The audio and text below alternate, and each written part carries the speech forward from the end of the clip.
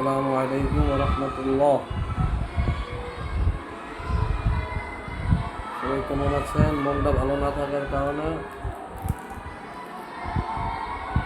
মাগরিবের নামাজ আদায় করে তাসবিহ তাহলিল আদায় করে রুমে বসে পান খাইতেছি মন আনন্দের জন্য।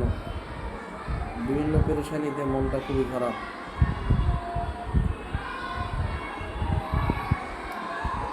সবাই দোয়া করবেন।